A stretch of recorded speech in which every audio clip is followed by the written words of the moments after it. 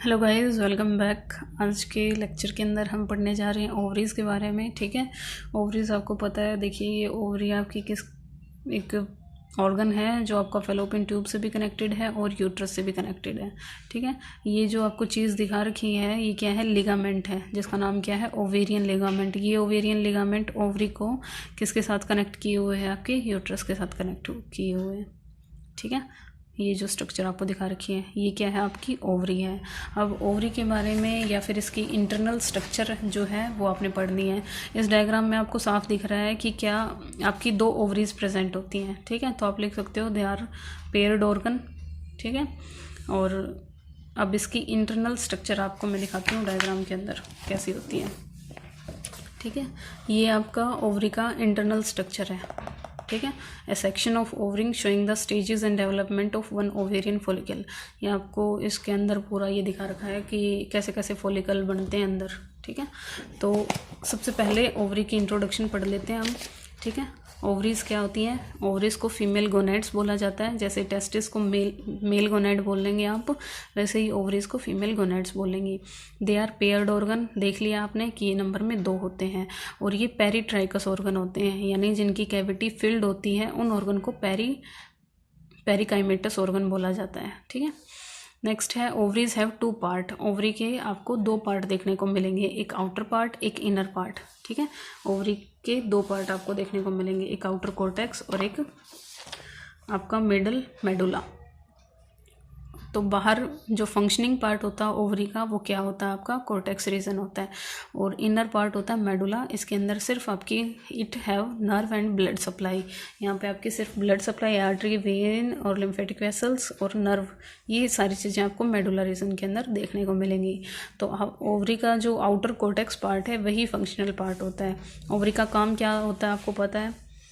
Ovary का जो function है अगर वो आपसे लिखवाएं तो वो आप क्या लिखोगे कि ओवरी क्या करती है? आपका एग फॉर्मेशन करती है, ओवम फॉर्मेशन करती है, प्लस वो हार्मोन्स रिलीज करती है। कौन कौन से? Estrogen, progesterone.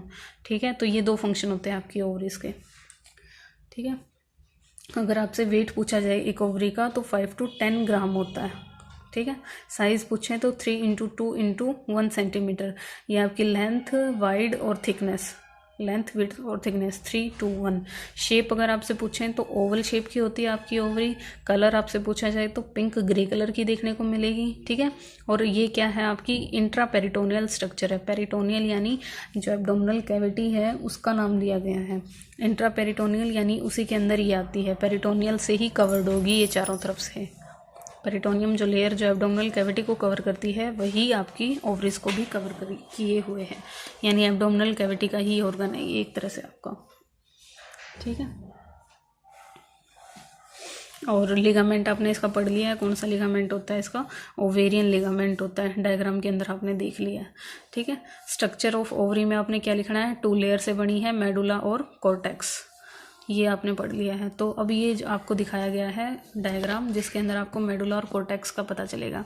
ठीक है, कोर्टेक्स रीजन जो होता है वो ये आउटर रीजन होता है जिसके अंदर आपके ये फॉलिकल्स दिख रहे हैं, और मेडुला रीजन कौन सा आपका? ये इंटरनल, बिल्कुल यहाँ बीच का जो पोर्शन होगा उसको आप क्या बोलोगे? मेडुला बोलोगे।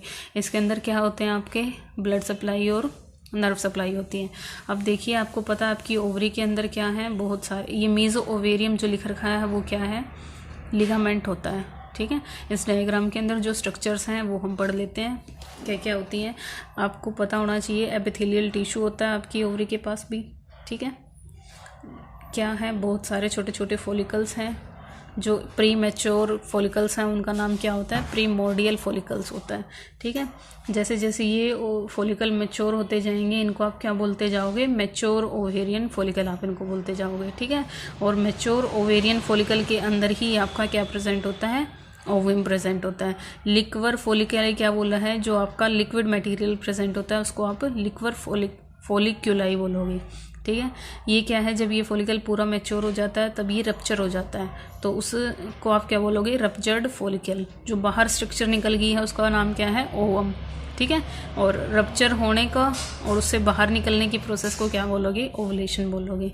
ठीक है, फिर जो रप्चर्ड ये फॉलिकल था आपका वो किस में कन्वर्ट हो जाता है? कॉर्पस ल्यूटियम के अंदर कन्वर्ट हो जाता है। ठीक है, ये इमेच्योर कॉर्पस ल्यूटियम है, कुछ टाइम बाद ये जो कॉर्पस ल्यूटियम है वो क्या हो जाएगा, फुल्ली मैच्योर्ड हो जाएगा, ठीक है।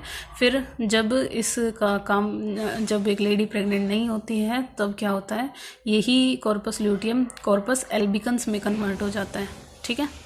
तो ये सारी चीज़ें थी। और ये क्या है, आपकी ब्लड वेसल्स यहाँ से निकल रही हैं ओवरी के अंदर, ये सारी चीज़ें होती हैं पूरे 1 महीने के अंदर, ठीक है। ये इसको या इस प्रोसेस को हम डिटेल में मेंस्ट्रुअल साइकिल के टॉपिक में पढ़ेंगे। अभी हम सिर्फ ओवरी की स्ट्रक्चर, उसके पार्ट्स के बारे में पढ़ रहे हैं। तो ओवरी का इंट्रोडक्शन आपने लिखना है, ठीक है। और इसके 2 जो फंक्शन हैं वो क्या है, producing the sex hormone and the ओवा फॉर्मेशन। 2 आपके फंक्शन होते हैं ओवरी के, एग को बनाना और सेक्स हार्मोन को रिलीज करना। सेक्स हार्मोन का नाम क्या आपका, एस्ट्रोजन और प्रोजेस्ट्रॉन। ये आपने लिखना है किसके बारे में, ओवरी के बारे में, ठीक है।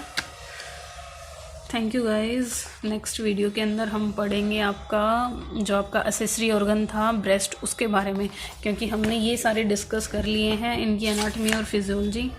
वेजाइना पढ़ लिया आपने, यूट्रस के बारे में पढ़ लिया है, फेलोपियन ट्यूब्स के बारे में पढ़ लिया है, ठीक है। और आपका ओवरीज के बारे में पढ़ लिया है। अब जो चीज़ बचती है वो आपके एसेसरी ऑर्गन्स बचते हैं, ठीक है। एसेसरी ऑर्गन में आपकी क्या आती हैं, फीमेल रिप्रोडक्टिव सिस्टम में ब्रेस्ट आती हैं, तो वो हम नेक्स्ट वीडियो के अंदर पढ़ेंगे। Thank you guys.